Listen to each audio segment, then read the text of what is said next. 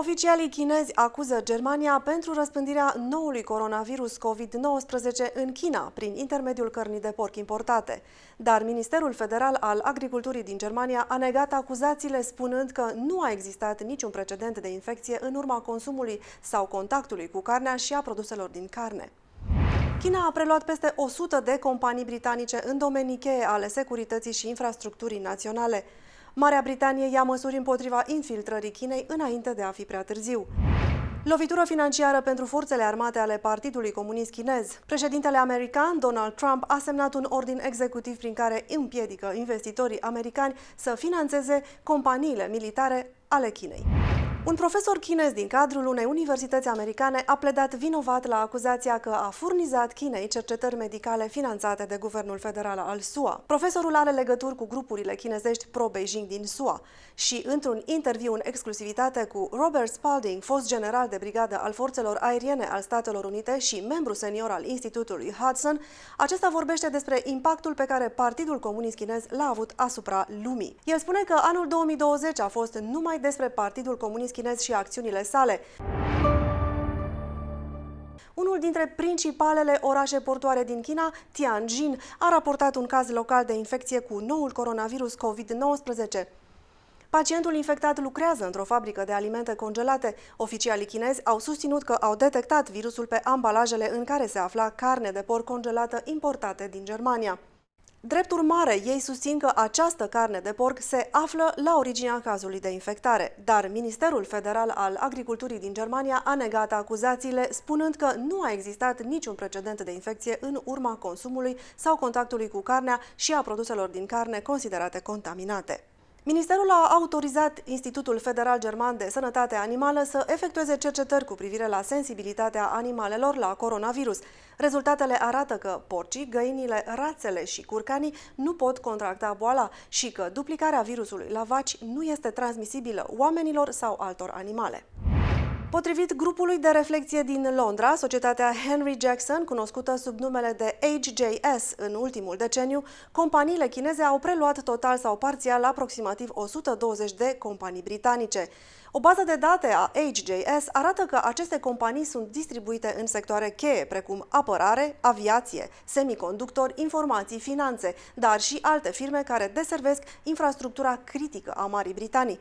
Aceste sectoare au fost indicate de Partidul Comunist Chinez ca fiind cheia strategiei Made in China 2025 a Beijingului. Planul are ca scop creșterea capacității de producție a Chinei, astfel încât să domine producția mondială de înaltă tehnologie. Baza de date a HJS a fost făcută publică după lansarea de miercuri a proiectului de lege privind securitatea și investițiile naționale din Marea Britanie. Proiectul de lege consolidează puterea de investigație și intervenție a guvernului în ceea ce privește tranzacțiile corporative dăunătoare care implică probleme de securitate națională.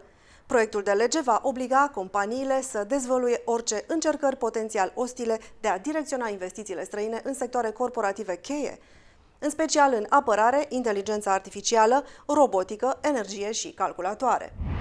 Președintele Trump a semnat un ordin executiv care va da o lovitură financiară armatei Partidului Comunist Chinez.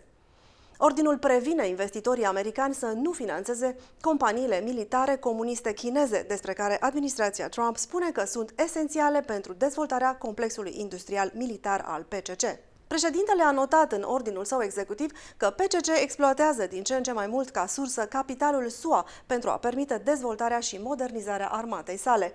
El a spus că acesta continuă să permită regimului comunist să amenințe direct SUA, atât în țară cât și în străinătate, inclusiv armele SUA de distrugere în masă și armele convenționale avansate. Strategia națională a PCC de fuziune militar-civilă crește capacitatea complexului industrial militar al țării prin obligarea sectorului privat chinez de a sprijini armata.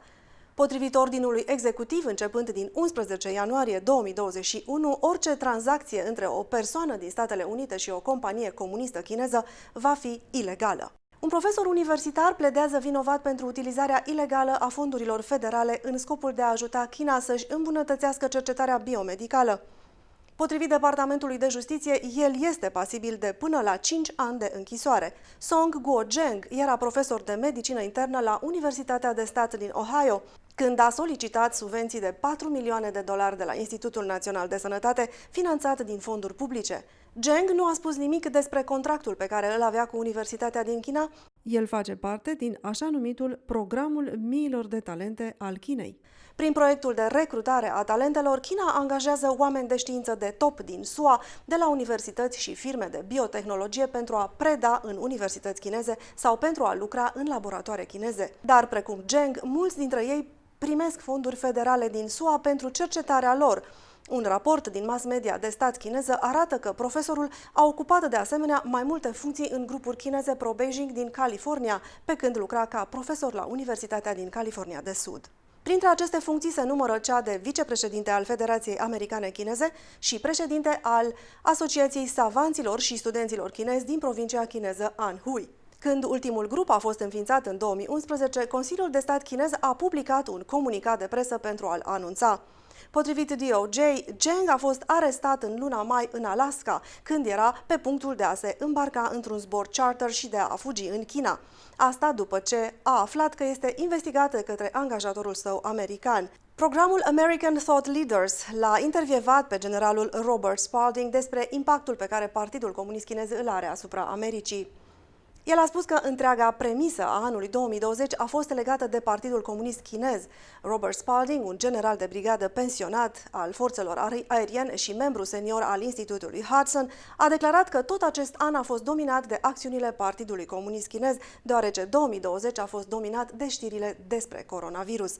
El a spus că PCC a permis răspândirea virusului prin intermediul zborurilor internaționale, în timp ce au blocat călătoriile aeriene interne în China. El a spus că PCC a blocat măștile PPE din întreaga lume, a pus presiune pe Organizația Mondială a Sănătății să nu vorbească despre transmiterea de la om la om a virusului, a încurajat panica pe rețelele sociale și a răspândit dezinformarea că virusul este originar din Statele Unite și Spania. Ce legătură are asta cu PCC? De ce am avut buletinele de vot trimise masiv prin poștă? Din cauza coronavirusului. De ce avem coronavirusul? Din cauza Partidului Comunist Chinez.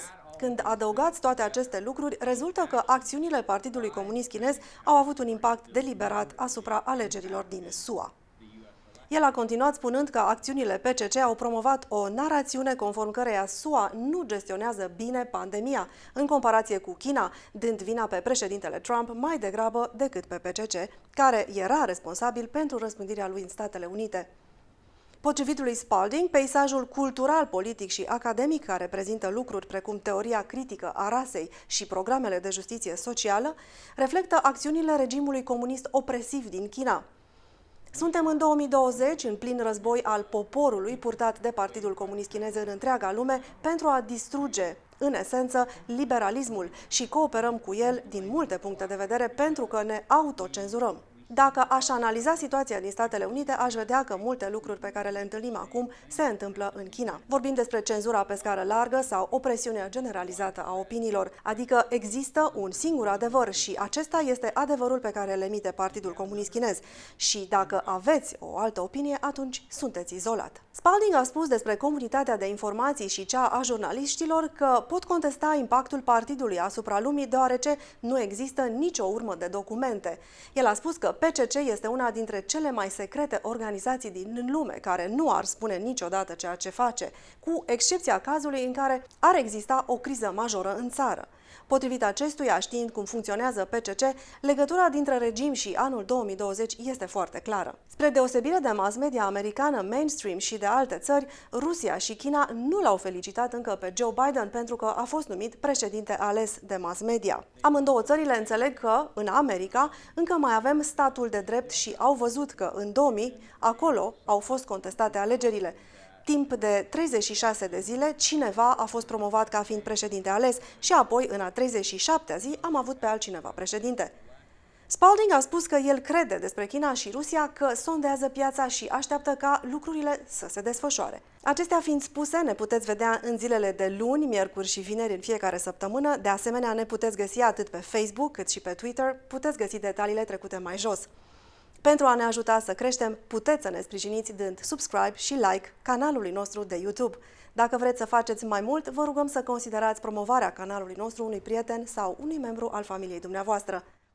Acestea fiind spuse, vă dorim să rămâneți informați și liberi.